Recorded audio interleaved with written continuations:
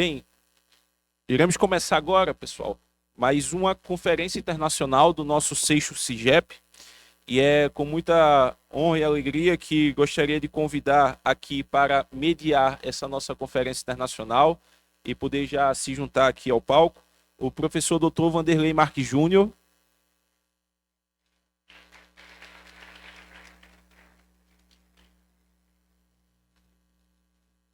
E convidar também o professor Dr. Joy Piggin, da Loughborough University.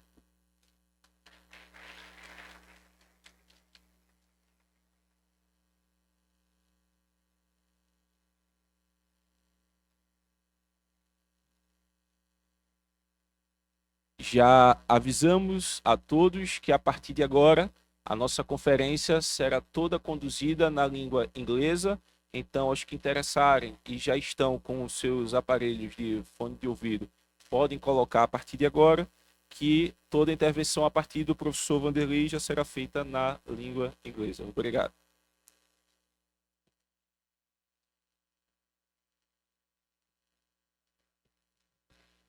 Boa tarde a todas as pessoas aqui presentes. Agradecer.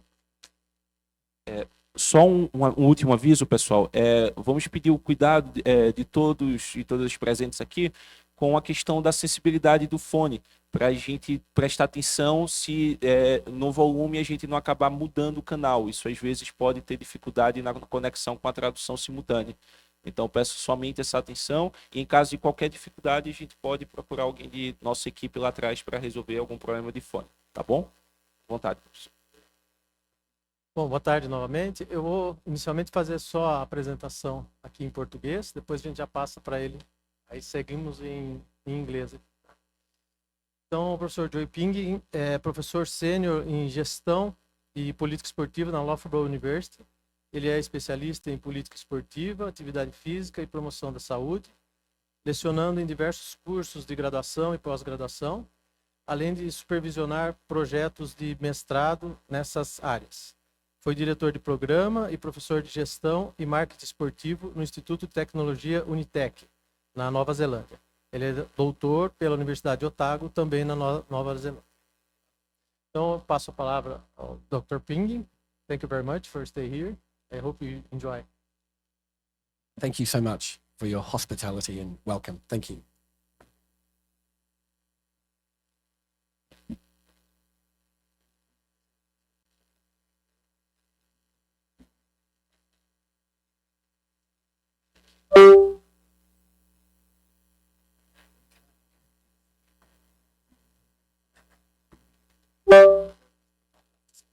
I would love to stand up.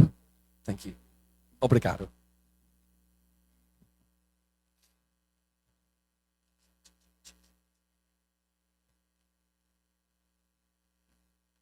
Hello, everybody, and thank you so much for being here. I thought I was a little bit nervous about this talk, but I think it's actually excitement because I love my work, I love contributing, and I hope you will find what I have to say a little bit interesting. Okay, so I want to tell you stories, and I want to tell you stories about stories. But before I get to that, I have a very quick thank you to everybody involved in making this wonderful event happen. A particular thank you to the event organizers, all the students who are here today and making it happen. Thank you to the amazing translator for being my voice in Portuguese, particularly. So thank you very much. Okay, so let's go. Okay, thank you. As Vanderlei mentioned, I'm from New Zealand in the best hemisphere in the world, the southern hemisphere, and I want to tell you a little bit about me and sport, if that's okay, for 1 or 2 minutes. Thank you. This is my life in sport. As a small boy, I did all sorts of activities, like I'm sure many of us in the room, growing up in a very loving and active family. I loved swimming. I loved my BMX, a chance to be free out there in the big wide world. When I grew up a little bit, I started doing serious marathon running. But I realized that there was something better than running, which was not running at all.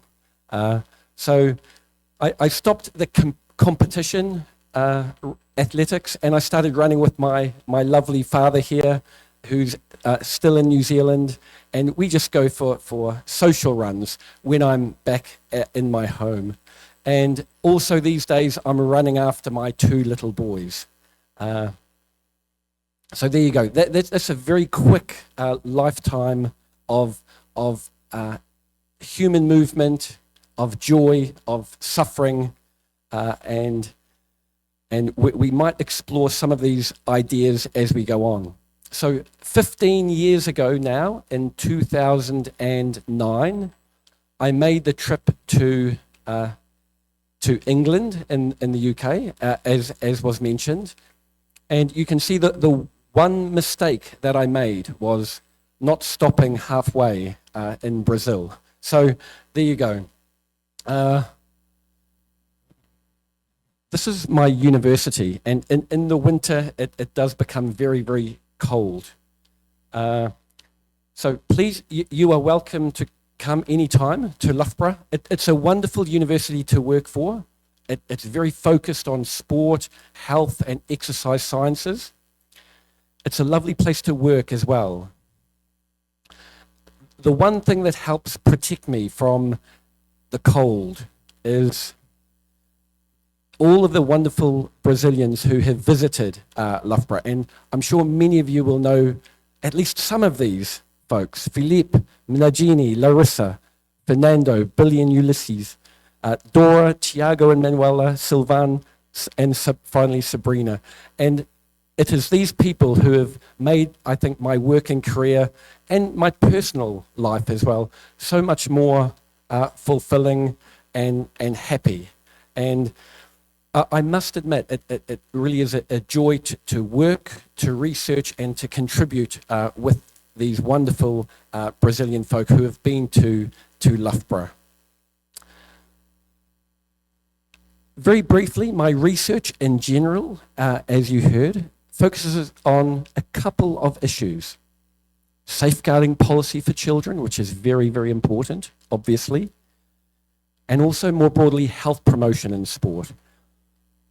And I want to, like I say, I want to tell some stories about my research. Now, as we heard yesterday, you could say that the UK, England, Scotland, Wales, Northern Ireland has a very successful elite sports system. This is going to be my final slide about elite sport. So I'm going to just put that there and then talk about some other things. What other stories could we tell about sport and human movement and well-being? Particularly, what stories can we tell using data, information, indicators? Here's a few stories. In the UK, only 41% of young children from the poor families can swim 25 meters.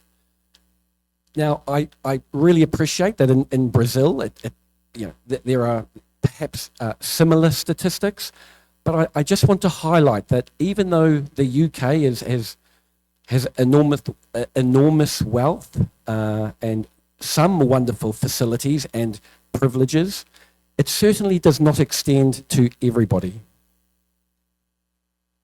Here's another headline from a couple of years ago. England has lost almost 400 swimming pools since 2010.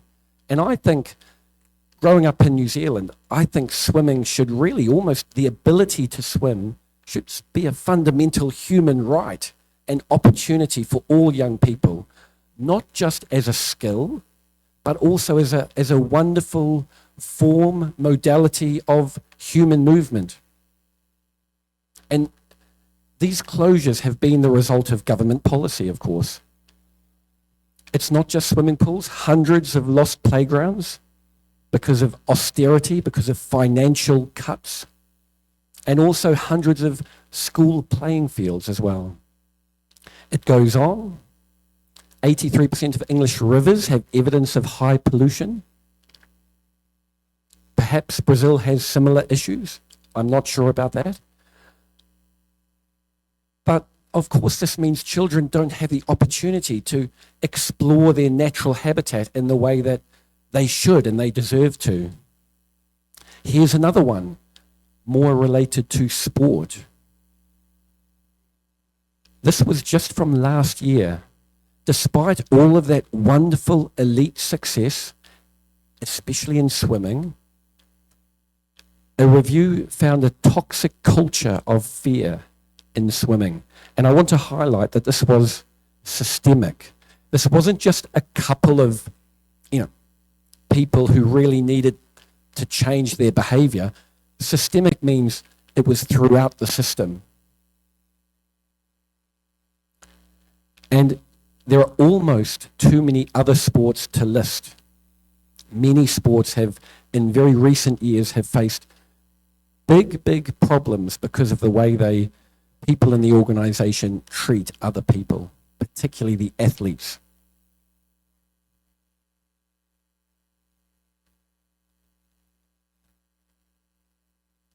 And this is where I want to link some of the social issues which we just talked about with research.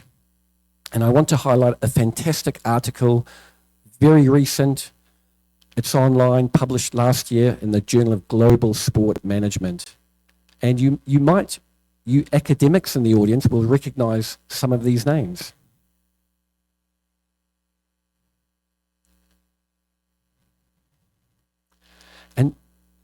And what these wonderful researchers focused on was that looking at the modernization process in Brazilian national Olympic federations.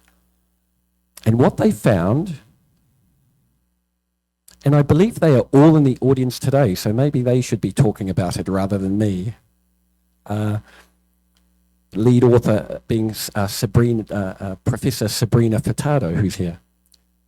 What they found is that sports can modernize with goal setting, accountability processes, and things like performance indicators.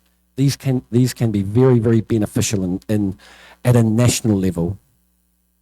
What they concluded was that overall across these about 36 national sport organizations, that there was a moderate level. There were also some cases of weak modernization. So organizations which did not have good goal setting, did not have good accountability processes or performance indicators. All in particular, some very popular sports with the most participants in them did not have modern processes. So that really needs to be addressed. I'm sure you agree. And another conclusion was sports with high modernization tend to have better governance, which is, of course, it's almost a logical conclusion to make because of the results, but the study had to be done to make sure that was the case, to make that link between what are the processes and what are the outcomes. And so I want to move the story along by looking at indicators and information, which is, of course, what a big part of this conference is all about. So how can we use indicators and information to manage and govern in a better way? And because I'm spending a lot of time with Lego at the moment, with my two young boys, I want to talk about Lego. I don't know what the Portuguese word for Lego is. The same. Incredible. Okay. Thank you. Obrigado. Okay. So we create and conduct these large research projects and often gathering enormous amounts of data, what do we do with that data? Because it's not enough to just sit in a pile. Well, we can arrange it, we can organize it, we can present it visually, but I think this is still not enough. We need good storytelling. We need great advocacy. We need lobbying to turn this raw data into a compelling, persuasive story.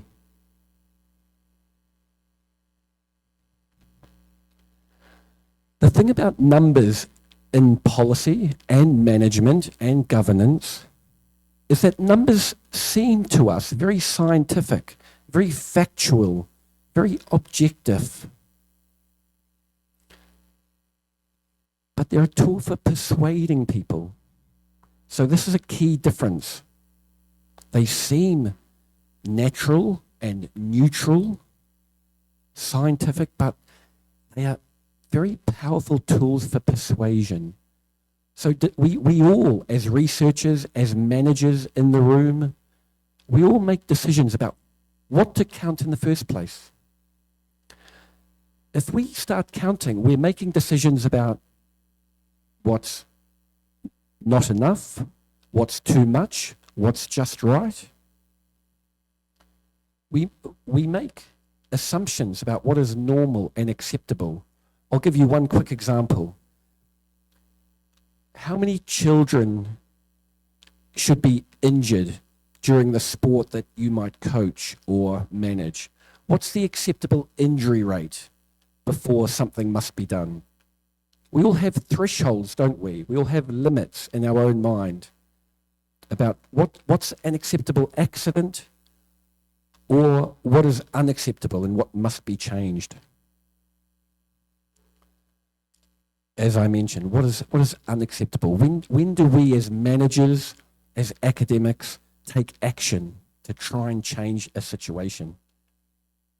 What's interesting about numbers is because they have this aura, they have this atmosphere of science, they can create an illusion of simplicity.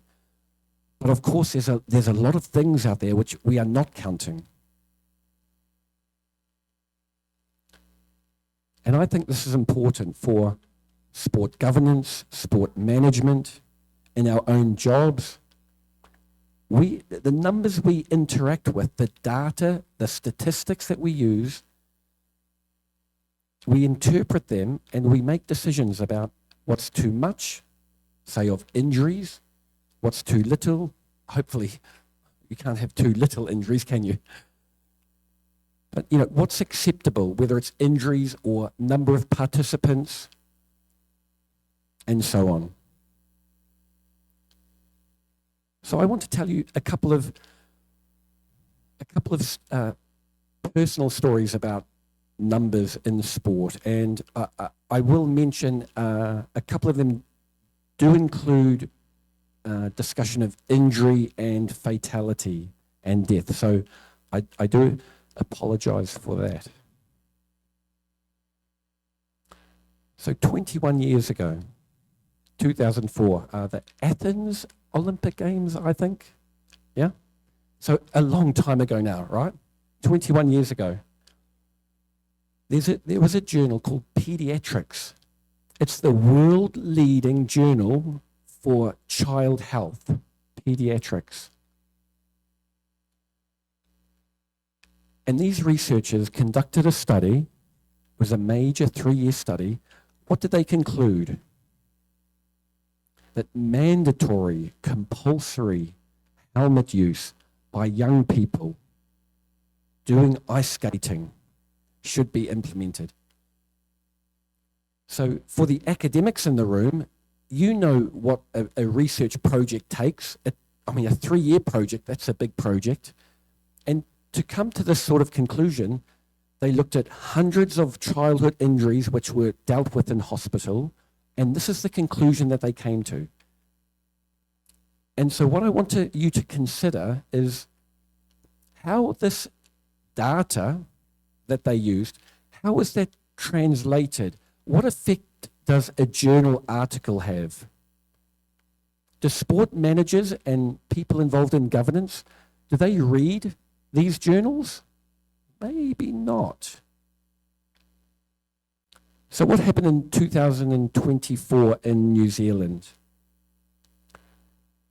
Here are the parents of a young girl, and she died going and doing recreational ice skating at a local ice skating rink.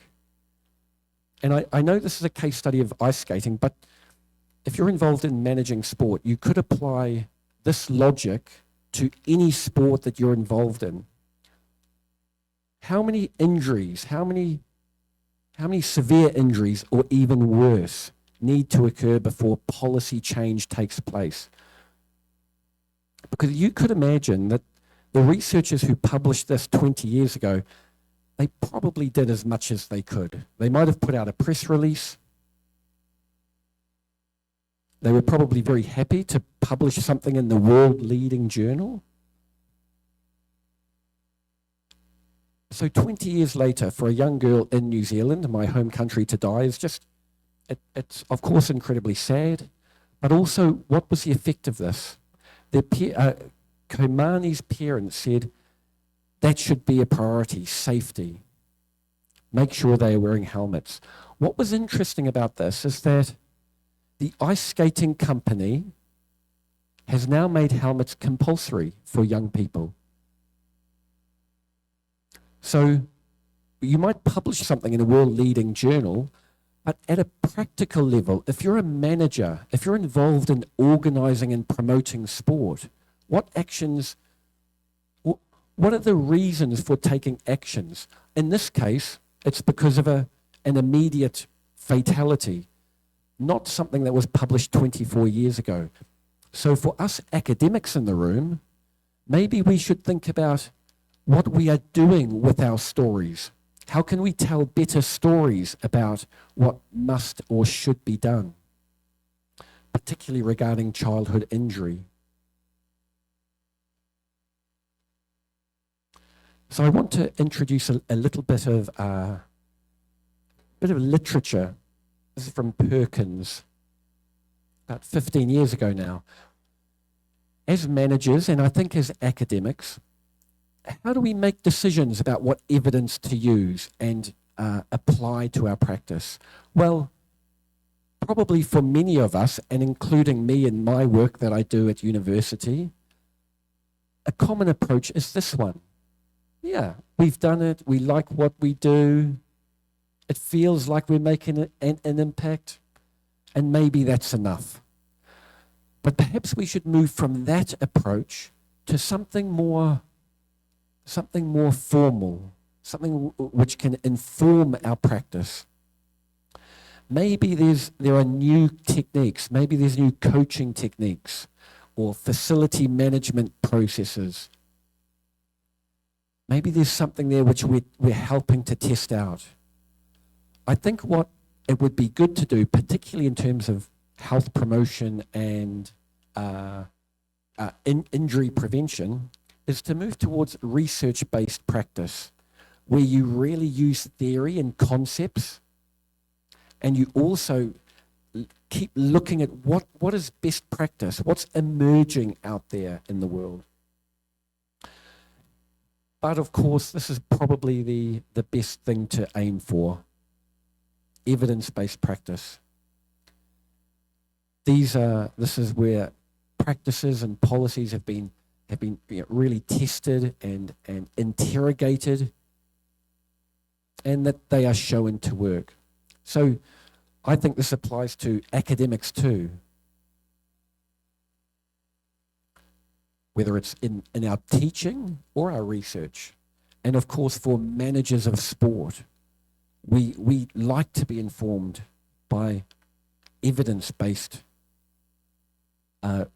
ideas and practice. Here's one of the more personal stories for me, being from New Zealand, a rugby mad nation. I think most of you will know about rugby. And I want to tell you a couple of stories about rugby injuries. And again, looking at information and indicators. Now, there is a lot of research projects out there, and this is very conclusive. In general, rugby union has a high rate of injury. We can appreciate that. It's a collision sport where children and adults are trying to tackle each other. And you can see that compared with football, rugby has 4 times the incidence of injury, with the potential for more serious injuries as well. My concern has been, should children in school play rugby? In many schools, they are made to play rugby. It is a compulsory sport.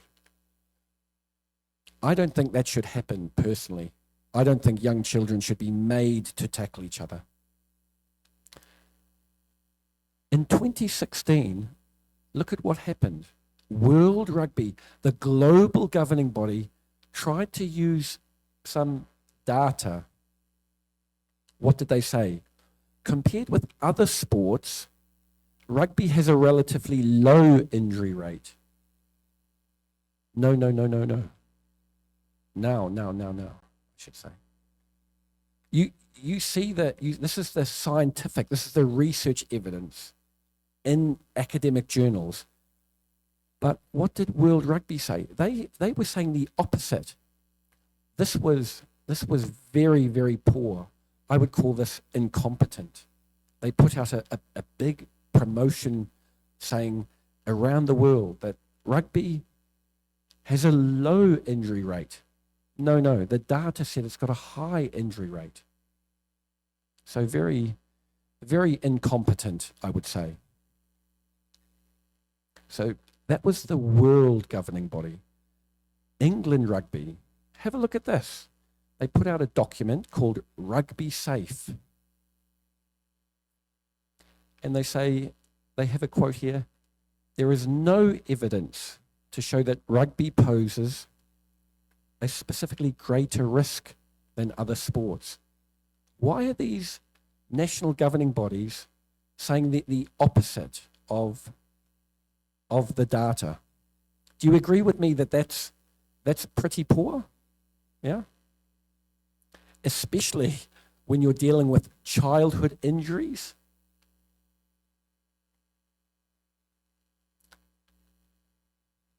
I think it's atrocious. I think it's very, very poor.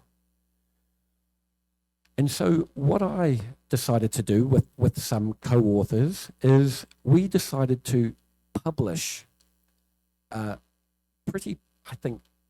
some powerful critiques of this. And we said, no, your organizations are responsible for the safeguarding of children, and you are misleading people. You are misleading coaches, you are misleading participants, you are misleading parents of these children.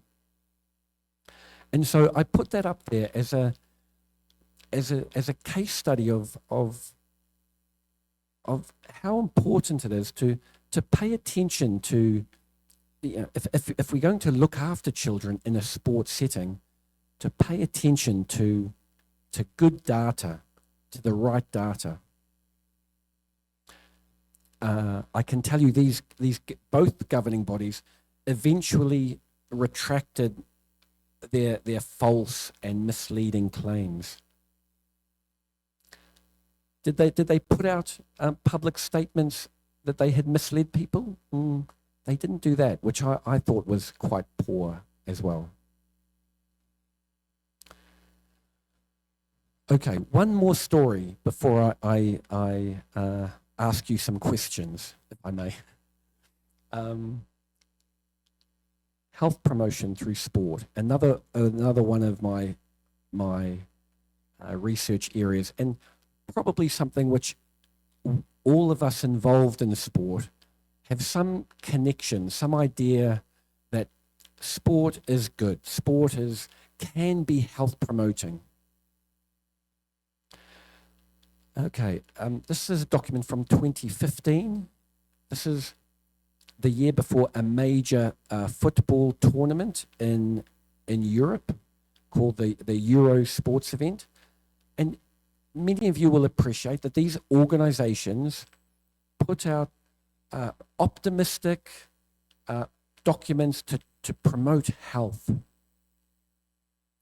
And this document was used by this big European football championship to inform their ideas.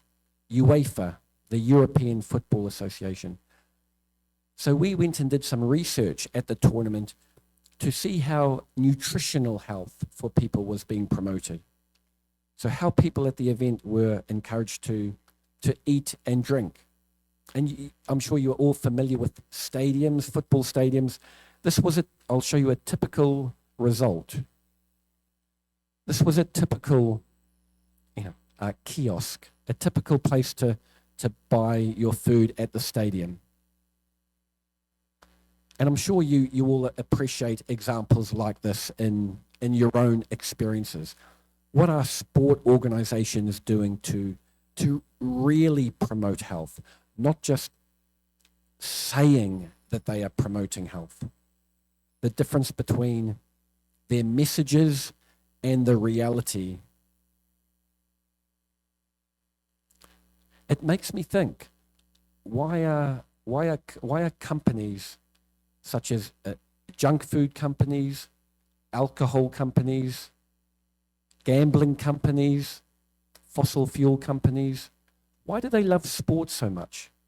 It's because of the emotion, isn't it? It's because of the passion that people have. They see that and they look at that as a great opportunity to tell their stories. But how are we as managers, academics, how are we pushing back to promote health? I'm going to put up a short timeline here spanning from Rio 2016 to Paris 2024. Leading up to the Paris Games, there was another formal document. Look at this beautiful, healthy fruit. This was the official food policy for the Olympic and Paralympic Games. I was so lucky to come over to Brazil and do some research here with some of our wonderful colleagues here. We decided to, again, look at what are people saying and what is actually happening.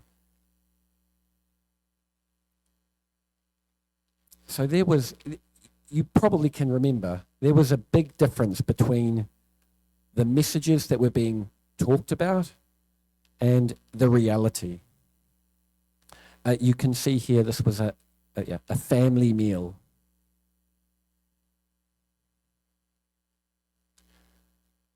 So what our research group did, we undertook research. We looked at the structure of the event. We looked at the marketing. We looked at how the spectators behaved. And we wrote up this report. And what we were very happy with was that our research, and I believe in the room today we have Professor Dora and Professor Sabrina from the research team. And what our research led to was that 2023, a couple of years ago, the World Health Organization produced this document. So we were very happy that we were contributing to policy at a global level. And we, of course, hope that this policy document is influential in terms of helping sport managers, facility managers, look for opportunities to really promote health. Coming all the way forward to Paris 2024, there really was a change. We did see instances of a real attempt to promote health. And this shows good things take time.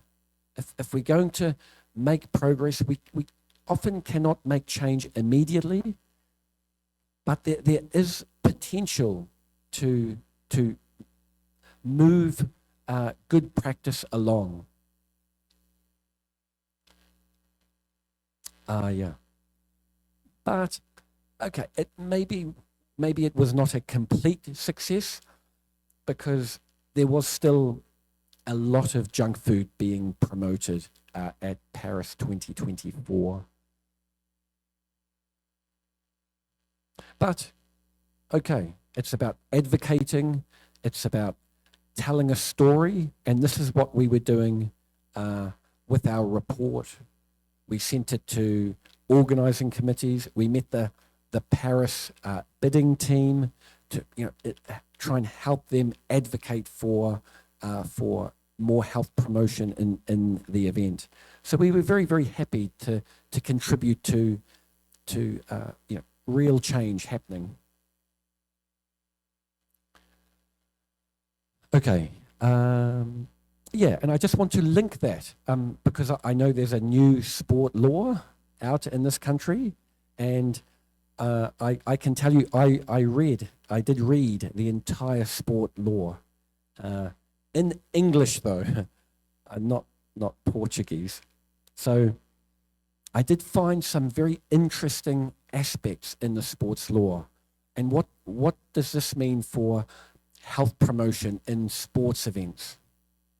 We can see that Article 156, spectators of sporting events have the right to the hygiene and quality of the facilities, the food products sold on site. So this is really great to see. I think it's a great development.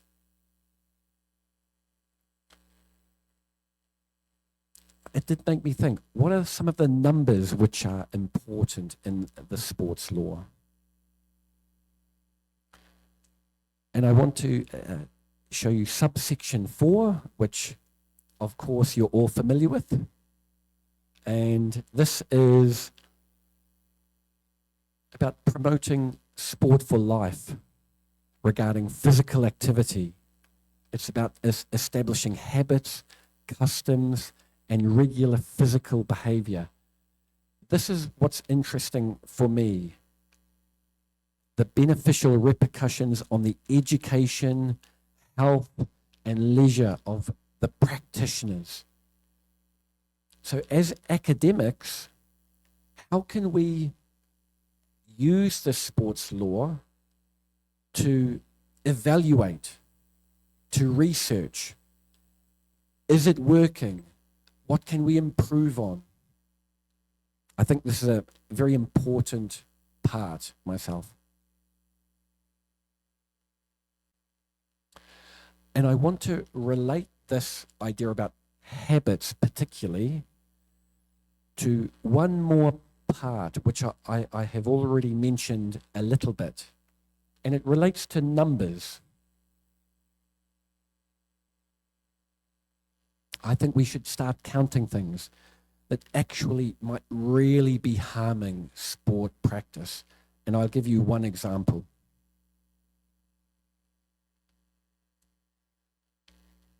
Sports gambling. Is gambling becoming popular in Brazil? Sports gambling?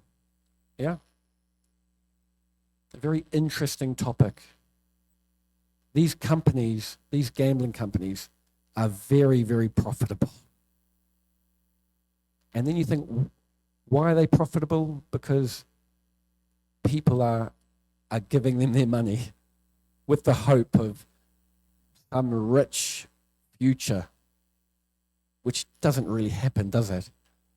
And some governments know this. Some governments are being very careful about this gambling thing, which is really taking over the world, I feel. I'm sorry for the small writing, but you can see Italy. Does Italy allow anything? Not really. Belgium, the Netherlands allow a couple of aspects. Look at the UK where I live and work. these gambling messages are everywhere. And who are they targeting? They're targeting young people. Well, really, they're targeting everybody, but they're really targeting young people. Young people who love sport, young people who have this hope for some amazing victory, some amazing winning.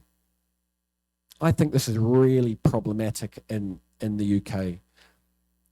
And so I'm very conscious that the UK is considered advanced in some areas, but I hope you agree that this is very problematic. So what should happen when we link this back to Sport for Life? What habits are we encouraging as sport managers and people involved at a national level who might need to make commercial relationships with companies? How easy can we reject some of these problematic industries? Okay, I want to wrap up here, and I want to wrap up with a couple of, I think, really interesting ideas. I hope you agree.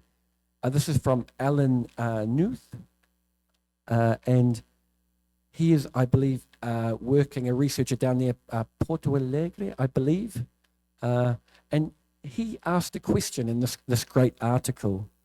He says, perhaps it's time for physical activity to be socially oriented and repositioned from a decolonial perspective. So I think this is, if I could encourage you to find Alan's paper article and have a read. I think it's a very, very nice article.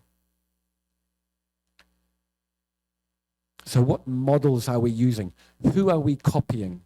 And just to relate that, so should Brazil, when we think about gambling policy, who's got the best practice when we talk about best management practice? Which countries should any country be looking towards? Okay, so in conclusion, okay, one more minute. In conclusion, it's undoubtedly the case, to go back to Sabrina's article and her colleague's article, it's undoubtedly the case that the UK and Brazil could and should modernize their sport management practices.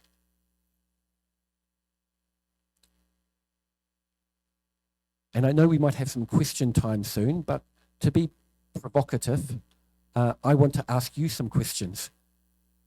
What should we count if we're facility managers or sport club managers? What are we paying attention to? What should we not bother counting? How important are medals, for example? And what are we valuing by counting what we are focusing on? Is it possible our attention is being distracted by counting some things, evaluating some things, when there are other factors which are much more influential? And to go back to the idea about stories, how can we use our data, our science, our research to tell persuasive stories? I don't think it's sufficient anymore to just publish articles as academics for years have done. It is about really making change happen through using the results that we have to incorporate them, to be proactive, to be very active in relating the research that we do with the organizations and communities which we're engaged with. And finally, which parts of our work deserve the priority? Because I appreciate, as sport managers, we cannot do everything. We cannot attend to everything. We do need to prioritize. And so, you know, my own research interests are about things like safeguarding, coach education, participation numbers, mental health. Mental health is undoubtedly becoming more of a focus in some sport organizations, because these organizations are realizing what a powerful tool communities can be in sports clubs, in associations, to bring people together, to really promote positive connections. And I believe that's my final point. It is so nice to meet you all, and thank you so much for actually listening to me. I feel very flattered. Thank you so much. I'm becoming familiar with this Instagram thing, which is also a corporation, isn't it? But there you go. So there's my address on Instagram. But yeah, really lovely to meet you all, and thank you, muito obrigado for listening to me. And I will conclude there. Thank you very much. Obrigado.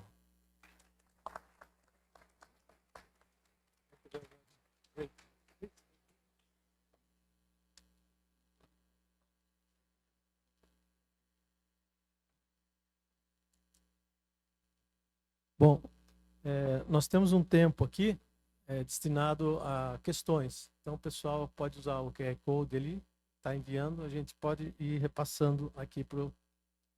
Oi? Deu para ouvir? Okay. Nós temos aqui uma primeira questão do Ederson, da UFMT e da Unemat.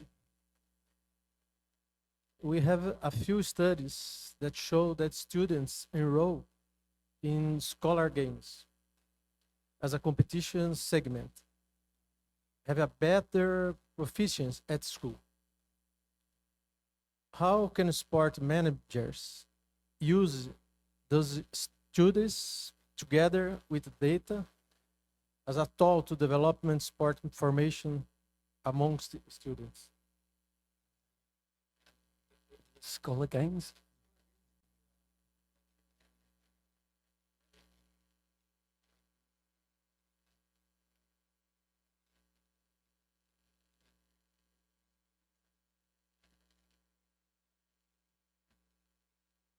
Thank you. Thank you for that. I think in general, schools are such a powerful place to make physical activity and sport happen. Of course, there are resource constraints. I appreciate that. I do argue for some radical changes in school activity.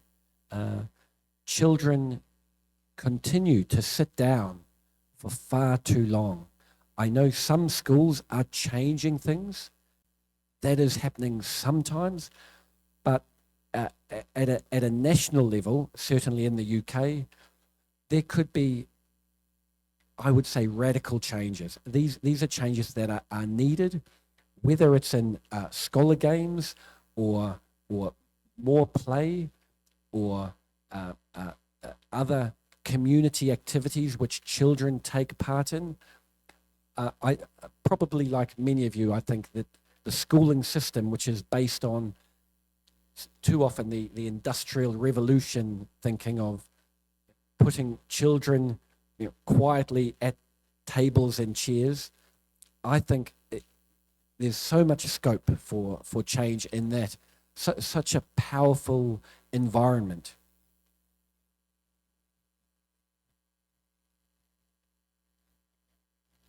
We have one more question of Gabriela. I hope the writing this, but I have one question. We have a great reference in our studies in our university about the sports sociology of Jay Cookley, and Jay talked about in many points about, for example, health, socialization. Then, in some moments, Jay talked about the salvationist discourse of sports, evangelist discourse of sports. What do you think about this discourse in managers, in politics of sports, in the world? Not just Brazil or UK or New Zealand. Is it evangelism? This idea, yeah. I think I guess you could say I'm half an evangelist for sport. I'm a little bit of an evangelist. I think sport will not solve all of our problems. It's funny talking about evangelism. I think a new pope was just anointed, but in terms of, some people think that sport can solve all the problems. Of course, I don't think that, but I think as an academic community, as the community of managers and people involved in looking after sport here in the room, I think we do need to advocate and lobby, really push our messages, but we need to move beyond talking about only sport for health. I know I talked a bit about health there, but we need to move to other ideas about sport.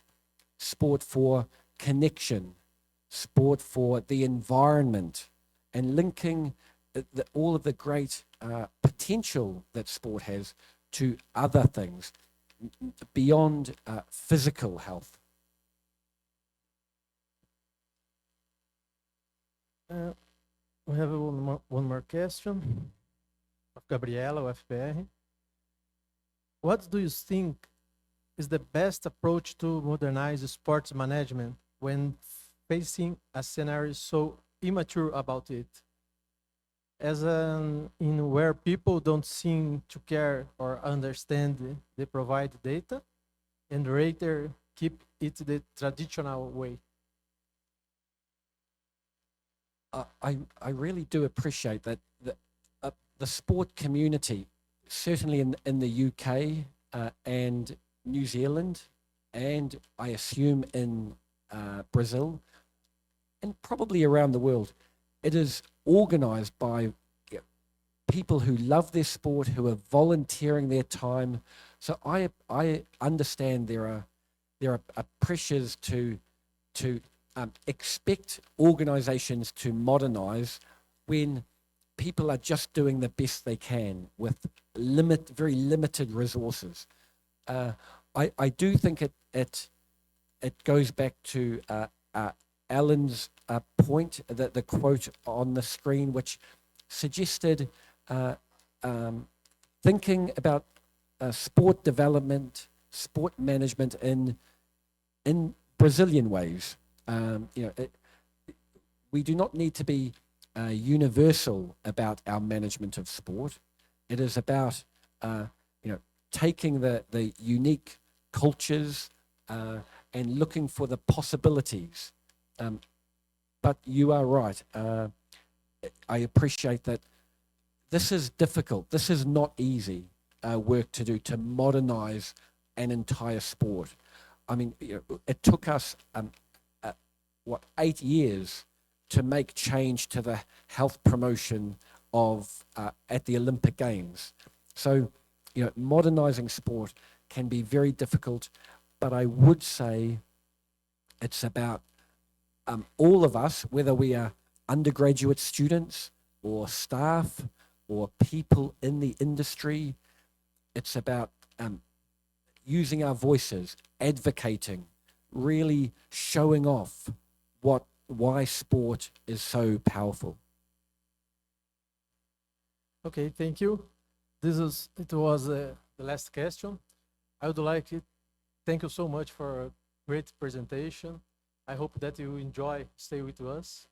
Também gostaria de agradecer a todos aqui que estiveram, né, nesse dia todo aqui com a gente. Aproveitar para convidá-los, né, que amanhã a gente retoma às 9 horas da manhã.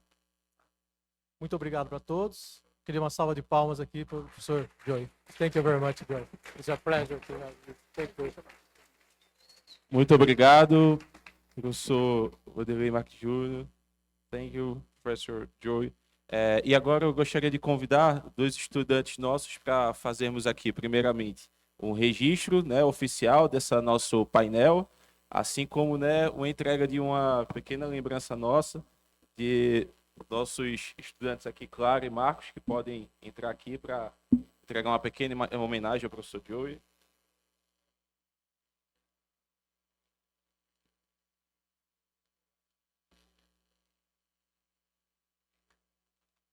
Salva de palmas.